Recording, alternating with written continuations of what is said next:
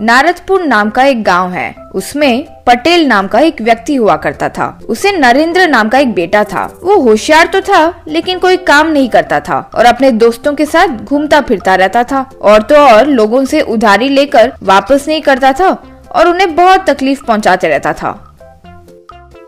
एक दिन नरेंद्र अपने दोस्त शिवा के साथ जंगल के रास्ते से गुजर रहा था। अरे नरेंद्र, जंगल में क्यों घुमा रहे हो?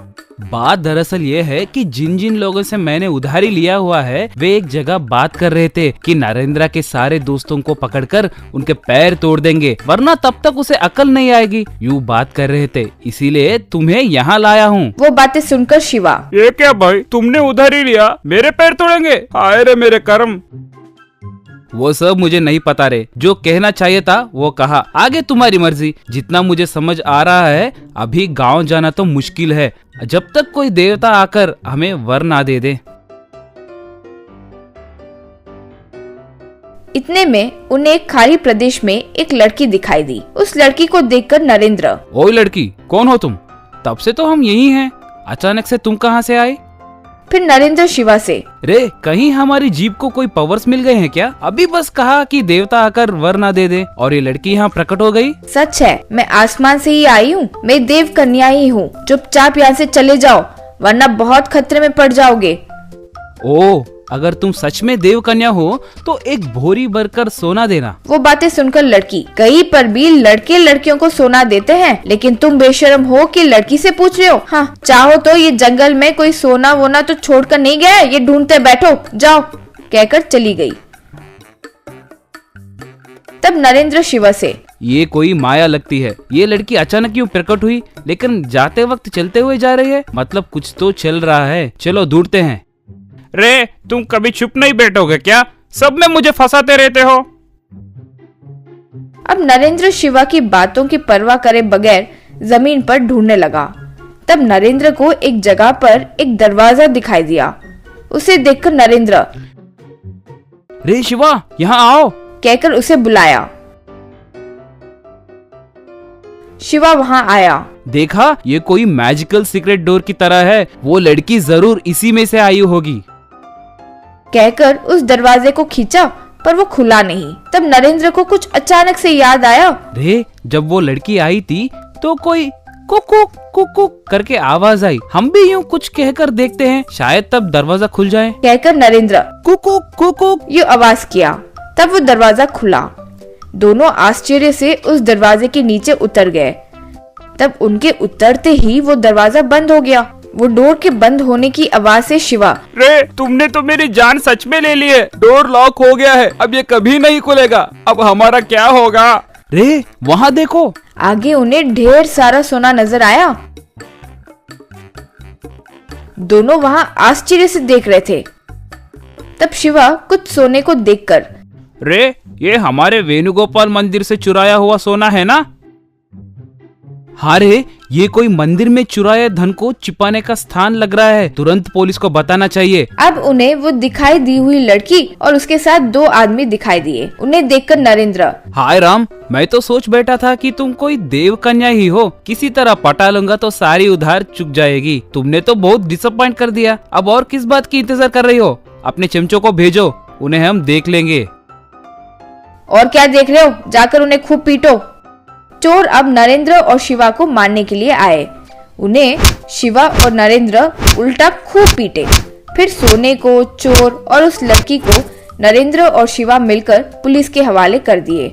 पुलिस और गांव वाले शिवा नरेंद्र की खूब प्रशंसा किए। अब जिनसे उसने उधारी ली हुई थी उनके भी सोने की बरामद हुई। तब वे भी खुशी से शिवा और नरेंद्र को और खुशी से धन देकर कारोबार चलाने के लिए मदद किए।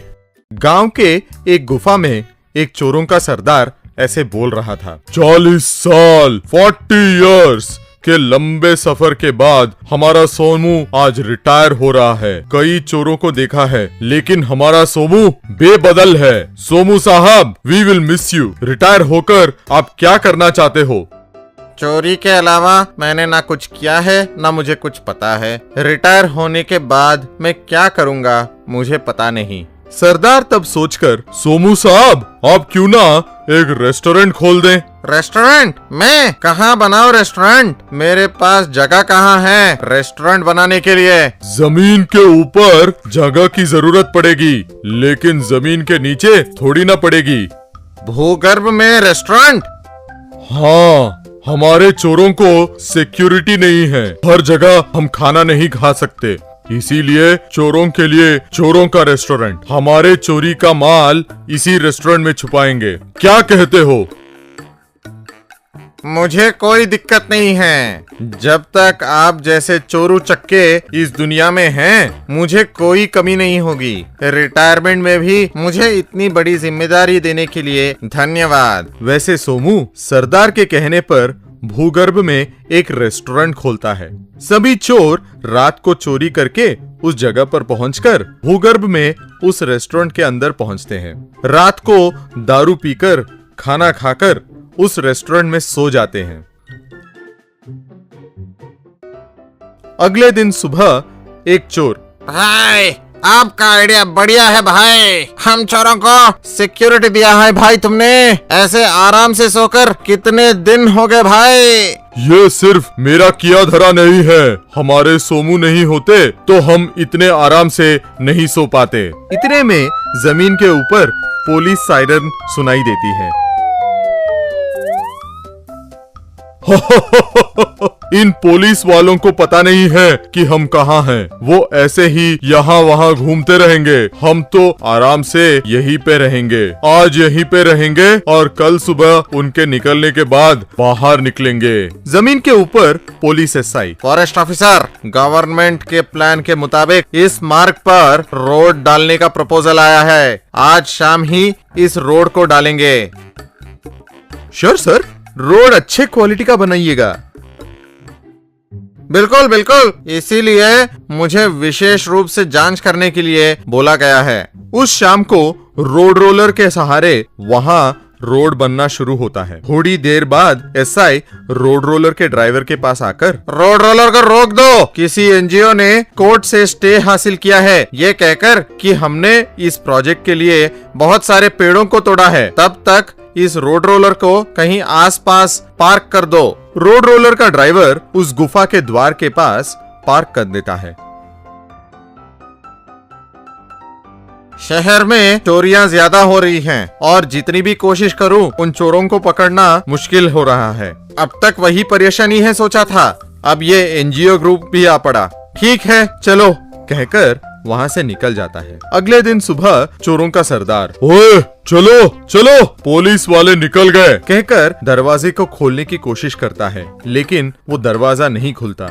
4 लोग साथ मिलकर प्रयास करते हैं, तब भी वो दरवाजा नहीं खुलता। अरे ये क्या, इतना प्रयास करने पर भी दरवाजा नहीं खुल रहा है, अब क्या करें कहकर सोचने लगता है। हर एक चोर दरवाजे को खोलने के प्रयास में नाकाम होते हैं। सरदार, हम ऐसे कैसे फंस गए सरदार? देखेंगे, हमारी कोशिश हम करेंगे। वैसे 3 दिन निकल जाते हैं। सरदार, रेस्टोरेंट में खाने के लिए कुछ नहीं है, पीने का पानी भी नहीं है। 3 दिन हो गए हैं नहा के। हमारे बाहर निकलने का एक ही रास्ता है, हमें इस जगह के बारे में किसी को बताना चाहिए। वैसे थोड़े चोर थोड़े लोगों को कॉल करके उनका पता बताने लगे, लेकिन बहुत लोग वहां आकर कुछ ना दिखने पर वापस चले गए।